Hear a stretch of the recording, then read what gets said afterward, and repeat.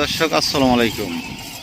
দেখতে পাচ্ছেন যে আবদ্ধ অবস্থায় কিভাবে হাঁসের বাচ্চা পালন করা হয়। এই যে দেখেন পরিবেশটা, সামনে অসংখ্য বড় একটা হাওর রয়েছে। এই হাওরের পাশ দিয়ে রাস্তা গিয়েছে।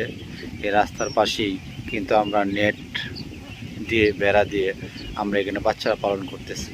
তো এই পরিবেশে বাচ্চা পালন করতে কিন্তু বাচ্চাটার খাবার কম লাগে, বাচ্চারা পরিবেশটা সুন্দর থাকে, কারণ সব সময় সে গোসল করতে পারে। কত সুন্দর পানি, পানি দিয়ে কিন্তু সে গোসল করতে পারে। কারণ একটা বাচ্চা যখন ঠিকমতো খাওয়া দাওয়া করবে, একটা সময় মতো সে গোসল করতে পারবে, সে কিন্তু বাচ্চাটা আপনার অনেক সুন্দর হবে। এই দেখতে পাচ্ছেন বাচ্চাটা। প্রিয় দর্শক, এখানে প্রায় 5,000 বাচ্চা আছে।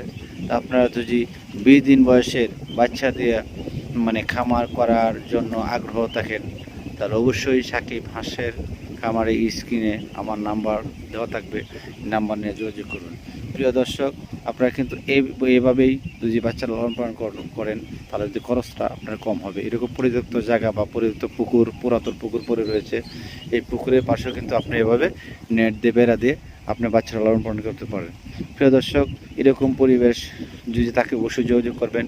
আর কিভাবে পালন করবেন, এটা কিভাবে, কখন কিভাবে পালন করতে হবে, ওষুধ খাওয়াতে হবে, পালন করলে ভালো হবে, এই পরামর্শগুলো আমাদের কাছ থেকে নেবেন, নিয়ে পালন করবেন। এগুলো আজকে ভিডিও এখানে শেষ করছি। আসসালামু আলাইকুম।